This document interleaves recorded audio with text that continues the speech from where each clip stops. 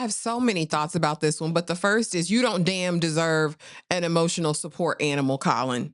Eyes on me, apply that. Get it, don't be timid when you in it, apply that. Love upon it, give along, leave it. I don't want no trip, baby, spend like it. My name is Ashley, and this is My Sweet Perspective, where I give my take on all things TV and movie related, and I am here to put you on. Welcome back to the channel. I hope everyone is having an amazing Monday. Over the weekend, I watched Netflix's new documentary, The Truth and Tragedy of Moriah Wilson, which is about a 1.5 hour documentary. And listen, this put me in all of my emotions, in all of the feels. So we're going to start this with a slight rant, and then of course we will get into the details of the doc and everything that was discussed. But to me, right, obsession is one thing. And we have that over here, definitely. We've got obsession in spades. But the other part of it is the lack of accountability on the part of the man who, in my opinion, positioned Moriah to be in this space. And that is Colin Strickland. All right. I think you and you're dealing with crazy.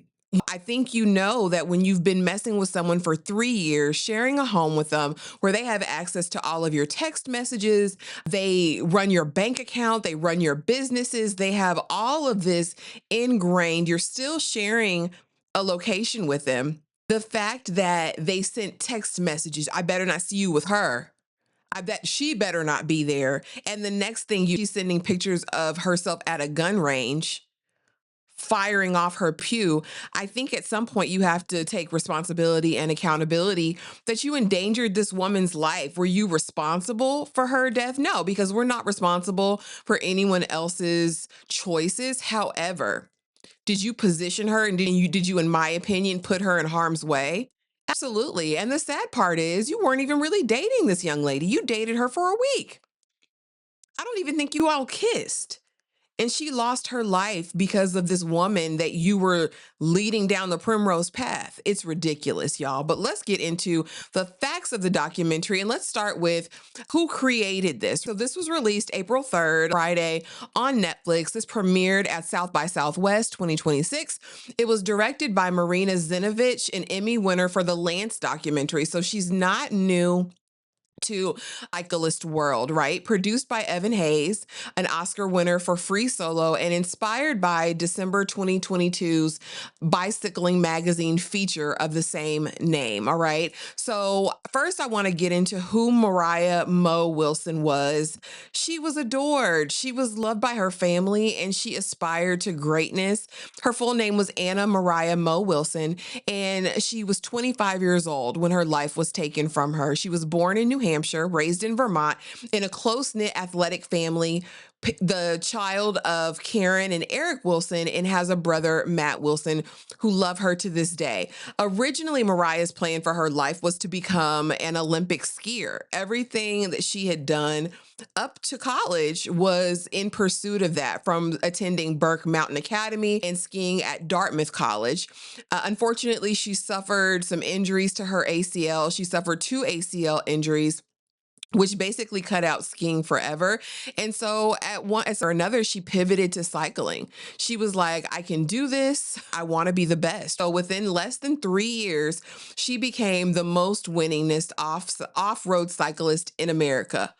Period. And she did gravel and mountain biking. Now, if you've seen any of these courses that they've been on, they would do 100 miles, 55 hours. Incredible of perseverance, an incredible level of discipline, and honestly, just wanting to be great. She was in the community as being gracious and focused on being great. Everyone who knew her absolutely loved her. And I love that we got true accounts in this documentary from both her friends and family.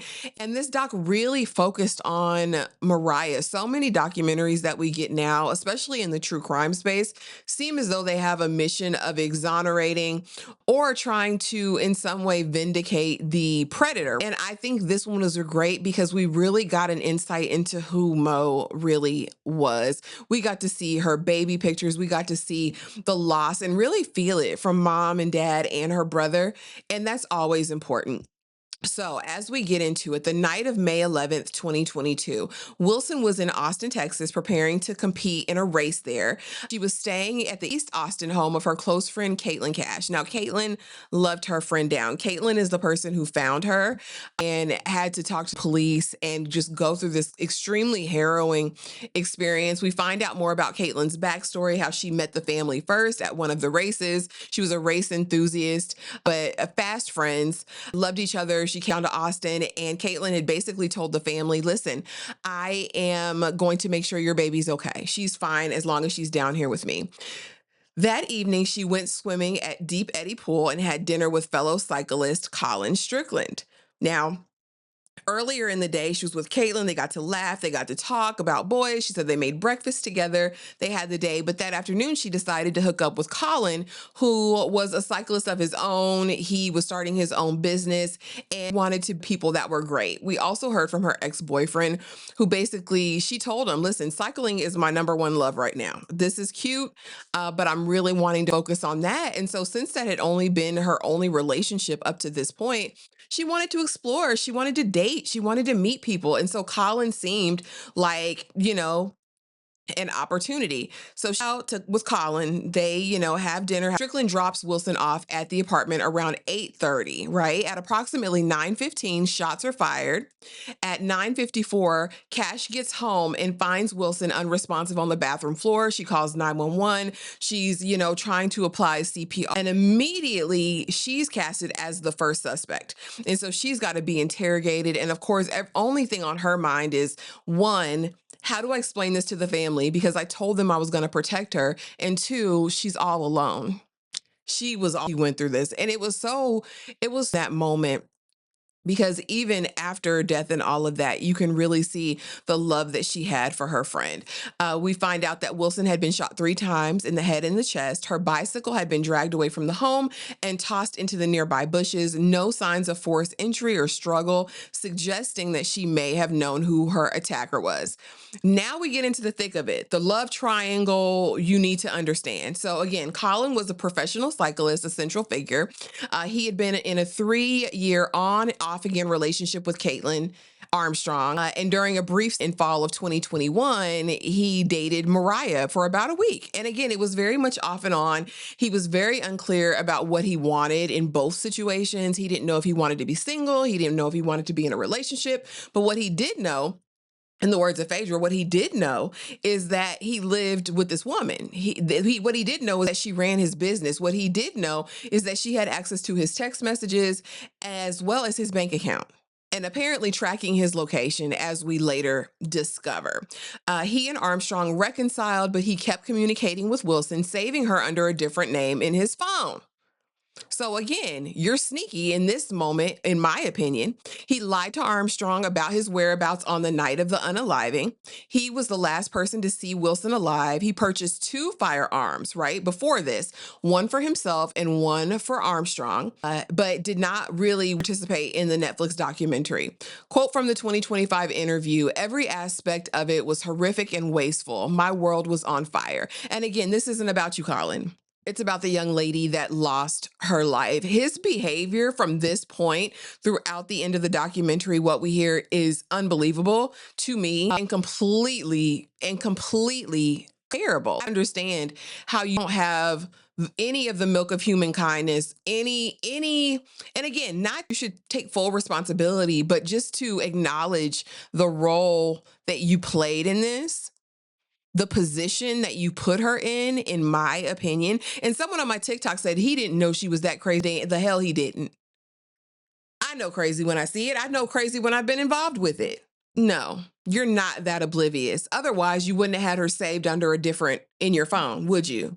Now he's working in a garage by himself, a recluse, living out his days, in solitude, and he gets to live out the rest of his days. Moriah didn't. Caitlin Armstrong, the ultimate unaliver, 36-year-old at the time of the murder, She was a licensed real estate agent, and she apparently, had great acumen for business. Like I said, she was helping Colin with everything in his life. She was basically running his life, and I believe she thought this was her man and her husband and all of those things. And I think he helped to perpetuate that. He was able to track Wilson's location through a fitness app. A tipster told police Armstrong had been shaking in anger about Strickland's friendship with Wilson and had already threatened to unalive her. Another tipster said Armstrong had either recently purchased a firearm or was going to, and she had gone to the shooting range with her sister Christine to learn how to use it. Now, what I'll say, we find out during the course of this documentary that she said, "I better not see you at Meteor with that girl." Next text is her firing off shots at the gun range. What do you think that means? It means, Molly, you in danger, girl. That's what it means. So now we get into the investigation and the escape. So surveillance captured. The detectives basically say, listen, at this point, we're trying to see, first Colin. Your roommate has ruled out. She has an alibi. Everything was straight. But what's of him? So now we're trying to figure out, all right, where was he? Can we track him in this vehicle? Do we have the footage, the CCTV footage of those things? And quickly we find out everything he said happened as it happened. They went out. He dropped her off. He left. She was home alone.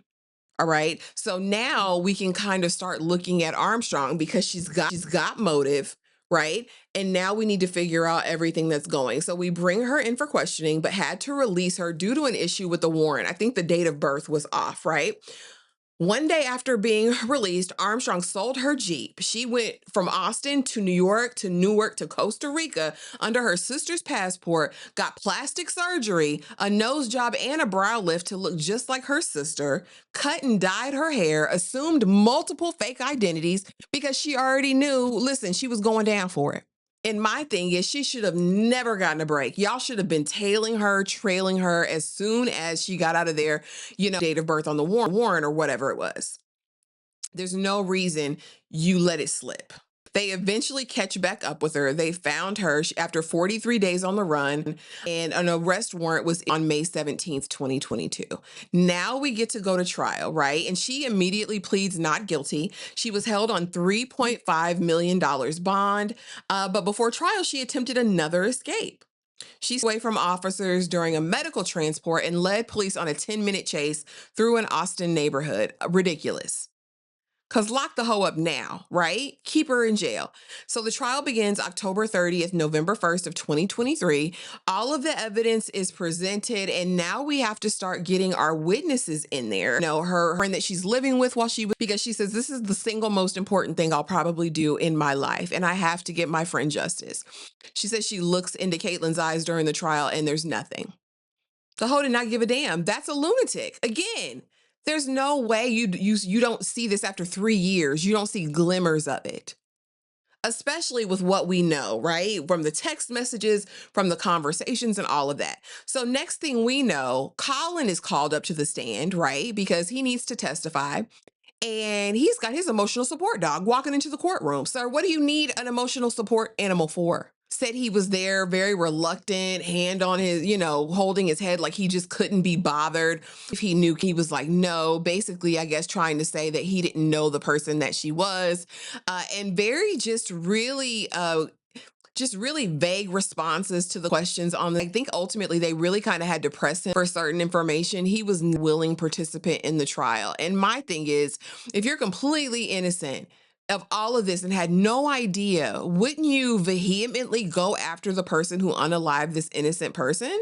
The jury deliberates for approximately 2 hours, and on November 16th, 2023, she is found guilty of first-degree murder and sentenced to 90 years in prison plus a $10,000 fine, and she is eligible for parole in 2052. He did an appeal, I believe, January 2026, I read, and the Texas Third Circuit Court of Appeals affirmed conviction and found no reversible error, right? So the trial was conducted properly. June 2024, the judge ordered Armstrong to pay Wilson's family in wrongful death civil suit. Wilson family sued Armstrong's family and Strickland, alleging fraudulent transfers to avoid paying. So I hope they get all the money. I hope they get every single bit of the money. Now, what the documentary does differently, and we watch true crime. Well, I watch true crime documentaries so often now. As of late, it seems so much more perpetrator focused, right? In the court of public opinion, they're trying to get people appeals and that, and rarely lately is it really centering the victims of the crimes. And so in Xenovich makes an intentional choice to focus on Moriah and not Armstrong. While we know Armstrong exists and we know what she did, there was a way that the director managed to kind of list Armstrong as an afterthought, right? All of this is really centered around the love, the admiration, the care that everyone had for Mo that knew her. And it was about telling her story and about the life that she lived and about her dreams and about her hopes and about her aspirations. And I found that beautiful. Again, it's primarily told through the voices of her brother, of her friend, and fellow cyclists and community members. They use archival footage, home video of baby Mo, and establishes intimacy very, very early on. Again, this premiered at South by Southwest, and Wilson's family able to attend the screening, which is super cool. Xenovich said, I could hear a pin drop during the screening, audience in tears from opening credits to the closing slate. I thought it was beautiful. I thought it was beautiful. New York Times apparently gave it an unfavorable review, calling it exploitative. And I don't believe that's true at all. This felt the least like exploitation, in my opinion. I think it brought awareness to this type of situation, how we have to guard ourselves, and maybe how men can do a better job of taking on responsibility, or any of us can. If you know that you're in a volatile situation, whether you're with that person or not, if you know that the lines are blurred or muddied, if threats have been made, if certain believe people when they say stuff, right? I think if it could save one person, it was worth it. And I don't feel like it exploited Moriah's life. I feel like it celebrated her life, in my opinion. Now, as far as her legacy, Moriah Wilson Foundation was established in 2023 by her family, and it supports community building initiatives, expands to outdoor sports, recreation, and educational programs. They also have put into place an annual Ride for Mo, which is scheduled for May 9th, 2026. The 4-year anniversary is approaching. And again, the community can get together and participate in something that she loved. Again, I love the choices. I thought that this was tasteful. I thought that, like I said, it celebrated Mo's life. I didn't feel in any way that this was exploitive. Colin Strickland pissed me off. And like I said, I don't think he's responsible for it. He didn't do it. But I think he put her in harm's way by not being honest about the situation, but I don't want to say he led that other lady on, but you were living with her and still doing God knows what, and had rekindled something with her and was texting Moriah under a false name. I mean, I just can't get past that. The idea that she was able to track the location and wait and pondered and premeditated, all based on the fact that she had almost virtually cloned his phone anyway. She saw all his messages. She was tracking him on the fitness app. I think that that is scary. The fact that Caitlyn got plastic surgery, like literally the real life face off, is nuts to me. And the fact that you act like you see any of that crazy before, I don't believe it. I don't believe it at all. And again, I hope they get paid out every bit of the $15 million from Caitlyn's family. And I love the idea of the foundation and the event that they have for her every year. But you guys, let me know, what did you think of Colin? Do you think he bears any moral responsibility for what happened to Mo? Did you know about this story before? Drop it in the comments. This was my first time hearing about the story, and I'm so, so glad that I watched. But you guys, drop it in the comments. Let me know your thoughts. Let me know what you think. Be sure to like, comment, subscribe, do all of the things, all right? And I will see y'all in the next video. Thanks for watching.